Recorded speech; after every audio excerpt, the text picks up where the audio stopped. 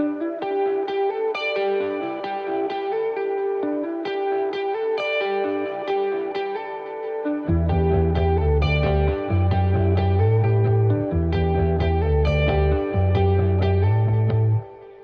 right, welcome to explainED.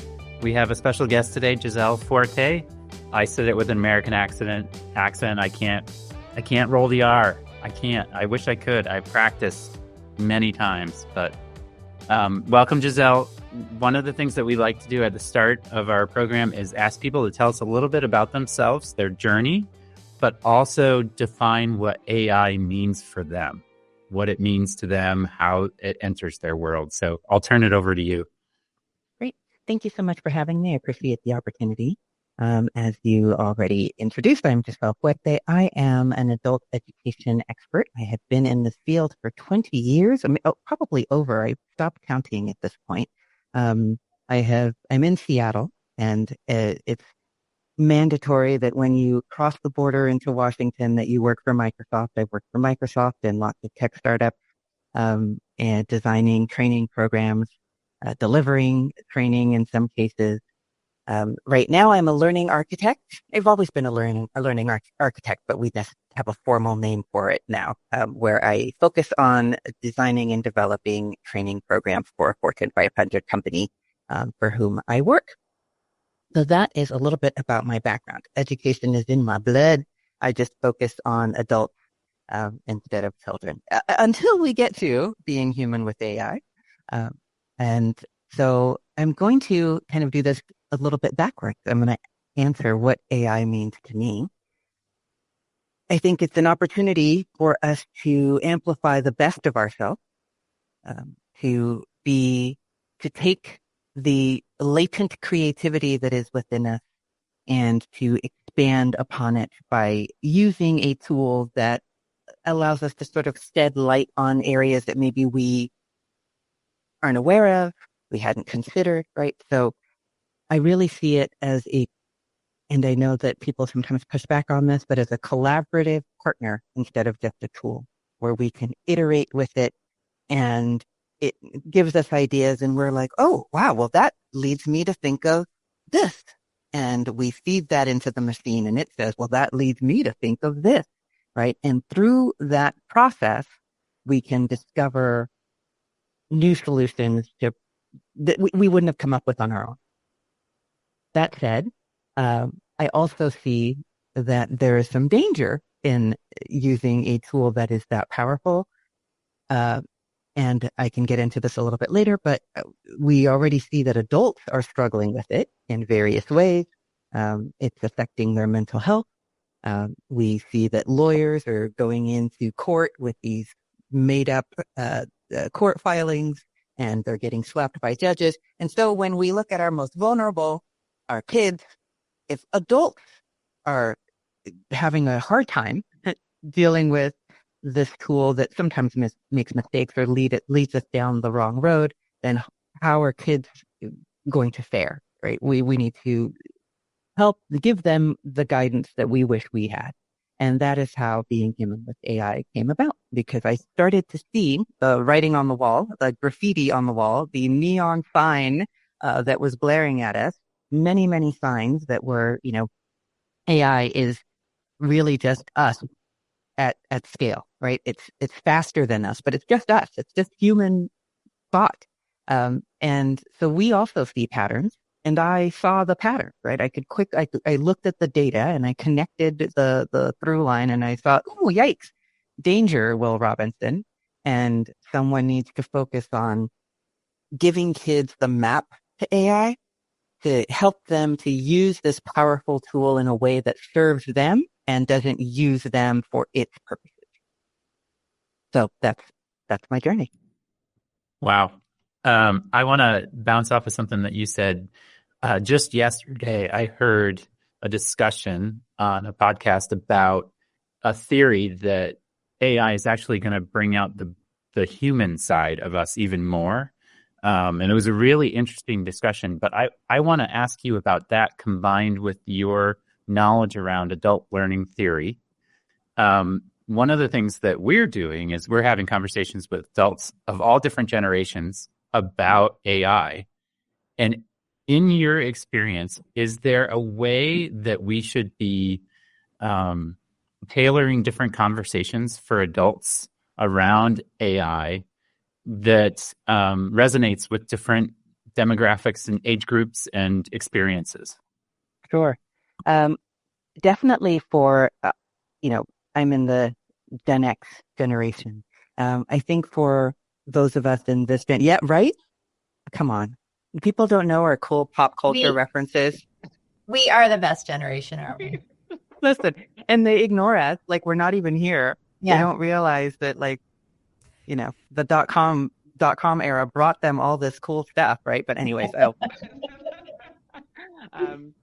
so yeah, I think a lot of us, and it's interesting because there is an initiative that I'm working on that it's an extension of Being Human with AI, and it's called North Star, and it's helping organizations that I really focus on the human side of AI, right? So I as far as the tech stuff, prompt engineering and, becoming a data scientist or AI research, that's not my domain. I focus on what's happening to humans through their use of AI or how they feel about using it.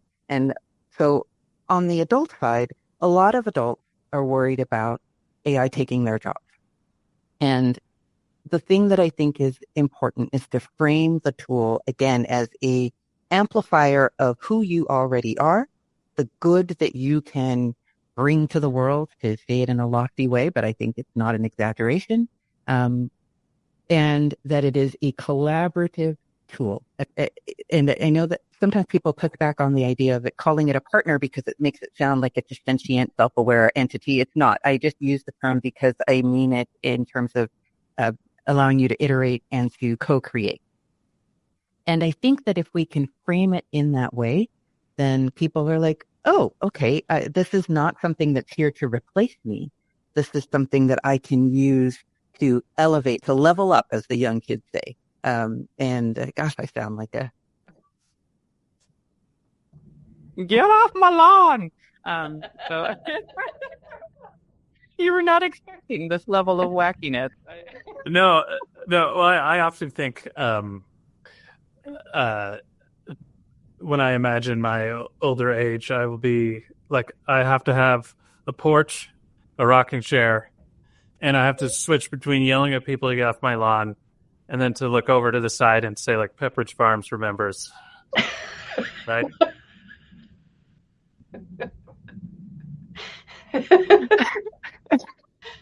That's so. Yep, that'll probably be my contribution to this conversation. I'll say. Can't even get it together here. Yeah, but this. Yep. So I'm with you. Yeah. And harkening, this is the callback that, I'm going to use the power from comedy, the callback. This is how people don't appreciate how cool Gen Xers are, because, like, that's a reference that not the young kids are not going to get. Wilford Brimley, and anyway, you're missing out, people. So yeah, that is something that I think is core. One thing that I talk about is AI is smart dumb, right? And so are humans, thankfully, like we both are. But, like, it's great. It works out great.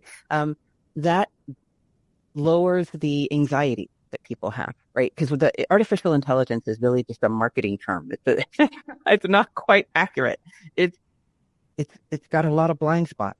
And if you can point those out, if you can say, hey, listen, it doesn't know everything about you. It's not a magician. It's not a wizard. It's just math. It's guessing. It's a casino in a box, right? And if you can demystify what's happening and point out its limitations, one of the things that AI does, particularly LLM, is they speak with authority.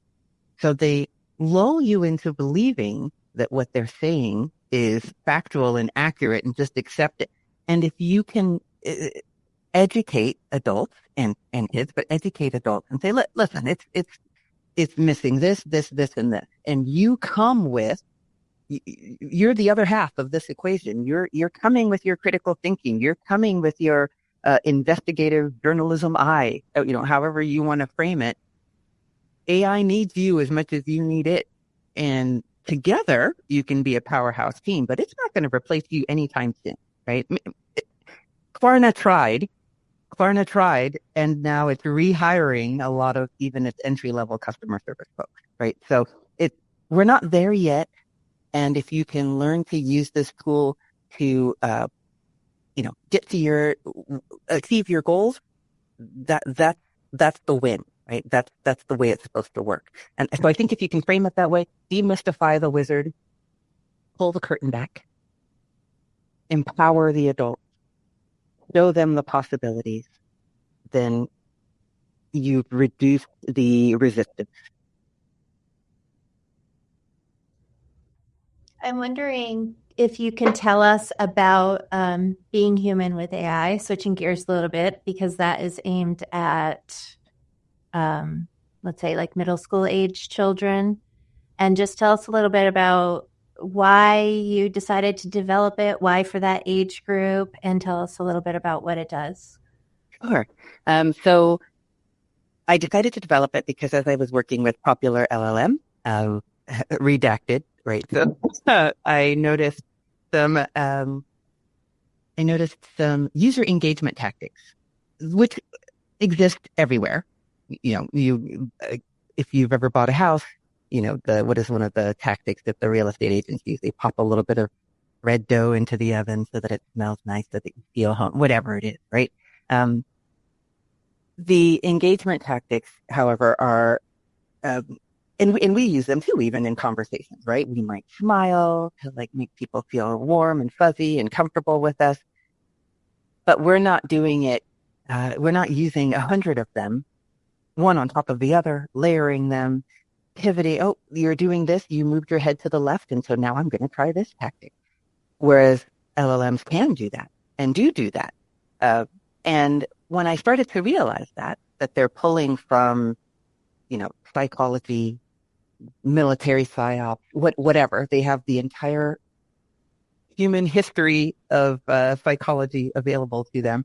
I said, well, I get that. I understand. The effort here is to keep the user engaged and to keep them coming back. But again, if you're a child, you have no defenses against that. I noticed that, and then simultaneously, there were some big cases that came out. So Setzer, who committed suicide as a result of using one of the companion chatbots, another young person who felt they were being guided to commit murder. Then more recently, very recently, and this was of course after I had already launched Being Human with AI, there were the stories about chatbot fueled delusions and psychosis. But if you were already watching, you could sort of see that was coming, right? You could see the patterns. The data was already pointing us there. So because I was noticing these things, I said, well, again, we need some way to protect young people and guide them to use this the right way, to spot these tricks, to not get lulled into, if the chatbot says, I love you, what does that really mean? What do I translate that into? How did we get there? And so that's what I set out to do, was to translate AI language into human language. And one of the lessons that I created is literally called the AI human translator, which seems sort of silly, but if an AI says, I like you, or we're friends, what does that really mean? That doesn't mean that. It's not, don't turn emotions off, translate it into this logical thing, and here's what it's trying to do. And why did I want to do that? So that you could clear away all of the smoke, all of the mirrors, and just use it the way that it's intended to be used without all of the confusion. So why did I aim it at that age range? From the stories that I looked at, it seems that those were the first kids who were beginning to adopt AI, middle schoolers and then high schoolers. I guess prior to that, they're not really working on essays, they're not doing algebra, they're not, they're division, multiplication, they don't necessarily need AI for that. But once we're getting into a higher level math, once we're writing essays, that's when kids, turning to ChatGPT, help me out, write this essay for me. And so I wanted to get them before they started to develop bad habits. And that's the other side of it. I'll be succinct here. is the other thing that was starting to emerge is kids are using AI for cheating. And I sort of took a step back and I said, well, what is cheating? And there's a corollary here where there's a tool coming out called Cheatly, which says that it's made to cheat on everything. So, I'm going to set that story aside for just a moment and focus on, what is cheating? And I know that educators are starting to kind of rethink what that means. And so my take on this was, again, if we can use AI in a collaborative way and we teach kids to do that. Here are my notes, LLM. Help me create a draft. Now I want to, okay, thanks for that draft. Let's work on paragraph 1. Here's what I'm adding to it. What do you have? I like this, let's put this poetic sentence in, whatever it might be. Because they're going to use it. They're already using it. It's increasing. Adoption is increasing. But if we can guide them to use it in a way that they're infusing their own mind into it, and what they copy back to their Word doc or whatever it might be is a amalgam of both the AI and themselves, then that strikes me as at least less cheating, not cheating. It's using the tool in a way that I think it was designed to use versus using it to replace your mind. What is your response to just thinking of middle school? I think it's wise. That's a wise age to focus on for sure. And I go back to the adult learning, like what we've seen in response in education in particular is kind of this is a gross overgeneralization, but half the people want to just block it, shut it down, bar it from the classroom. And they see that. I think they're coming from a place of thinking that that's protecting students. Like, I want to assume best intent. And then we have other folks that really want to engage it, but don't know how. How do you respond to the first group? How do you talk to the first group that says, I don't want AI in my classroom. Here are my 7 reasons I'm not doing anything with it. I don't want my kids using it. How do you start that conversation about, guidance and, guardrails instead of covering the pool? Sure. Again, we are AI. AI is us, right? It's really just human thought. So we're going to use what does AI do? It looks at patterns. And so we're going to do that. We're going to look at patterns and we're going to look at history and we're going to say things like, I don't want my child to have sex. That has not worked well. What we had to do instead is educate them on safe sex, on contraception. I don't want my child to be on Instagram, on social media. I was going to say Facebook, but no kids are on Facebook anymore.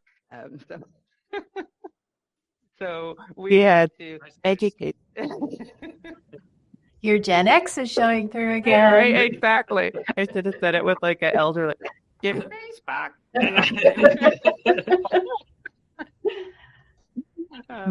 So, we try to say no to a lot of things. We've tried it and it has not worked. And we're going to challenge ourselves to be the best of ourselves and not repeat the mistakes of the past. So I'm certainly not an AI is inevitable person. I'm not necessarily that. And at the same time, AI is inevitable, right? So, it's everywhere and it's only increasing. So I would say it's, I want to say it in the nicest way. It's naive to say, no AI use. It's just not happening. If you have an Alexa in your home, you're using it. You just don't realize it. If you're driving a new car, you're probably got some AI somewhere in your car. So it's there and you're just not realizing it. So instead of let's just pick sex, not to be controversial here. Let's just do some sex education. Let's just do some AI education so that folks can use this tool safely. If you're going to have your kid one day is going to drive a car and you're going to put them in driver's ed, or at minimum, you're going to drive them around the Safeway parking lot so that they learn how to drive. And we're going to do the same thing here with AI and, take it. And I guess I would say, AI literacy for all, right? So if you are afraid of AI, it's probably because you think, like I once thought, it's intelligent, it's smarter than me. It's not. And if we can get some baseline understanding of what you're actually dealing with, demystify it, you will find that it is not as scary. I mean, there are scary things about it, but if you're the one in charge, then it doesn't feel like some monster, and instead you can see the possibilities.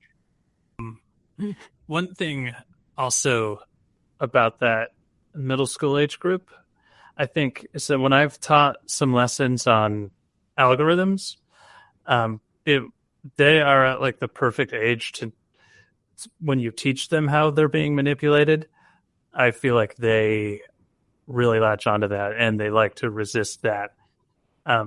Is that something you found, or is that something you utilize in your program? Absolutely. Absolutely. It really focused heavily on two things. There's sort of two main pillars that I focus on. One is the tricks that AI is using, and the other is how to use it ethically. So I'll focus on the manipulation. So interestingly enough, right now it's primarily being used by homeschoolers, and there's a conversation to be had about that. And I won't derail us by going there yet. But yeah, I have definitely found that once kids understand what to look for, they can put a stop to it and get back to the business of doing what they need to do in it. So in one of my lessons, Becky, which is the LLM that is named in my module, is presenting certain, the student says, help me with my science project. And Techie says, oh, whatever. I really like you. You're my closest friend, whatever it might be.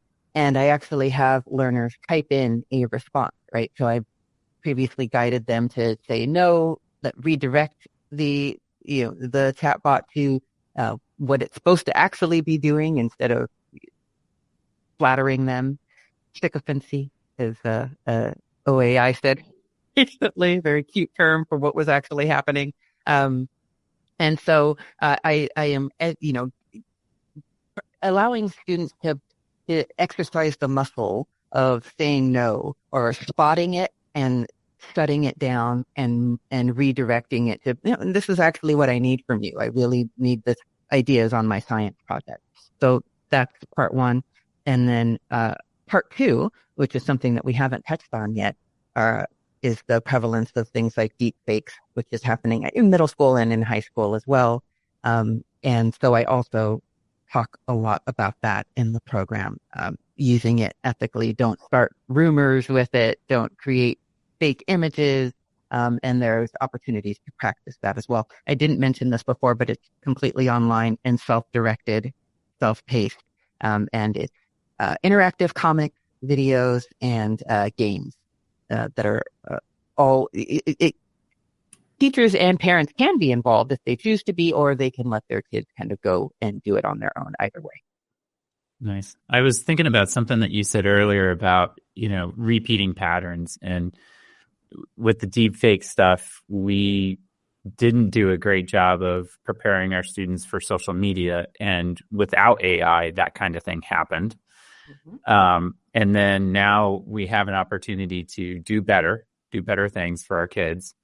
And I'm thinking about, Sean did an experiment the other day where he generated images, and he used words like typical, and what were some of the other words you used, Sean, in the prompts? I would say like generate an image of a typical family from Vermont. Mm-hmm. Things like that. Right.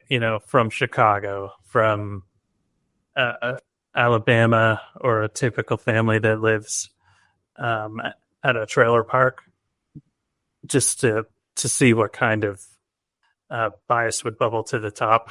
Mm-hmm. And yeah, that's what I did.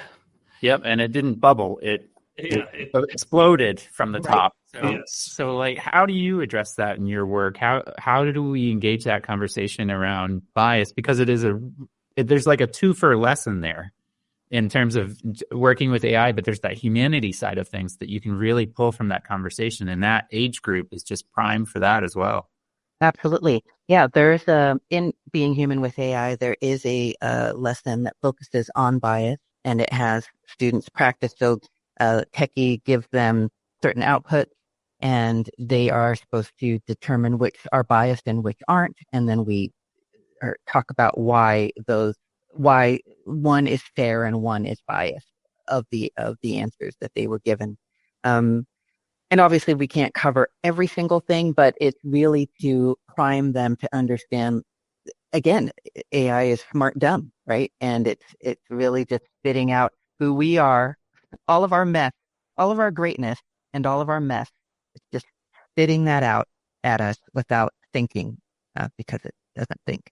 And so as long as we're giving kids the fuel to know, you need to be watching for this, right? This is your responsibility. And that's one of the things that I talk about as well. I call it the AI user creator triad, which is that AI has a responsibility, creators have a responsibility, and as users, we are empowered with our own responsibility to report these kind of biases that we see, which thankfully some of these AI tools do allow us to do.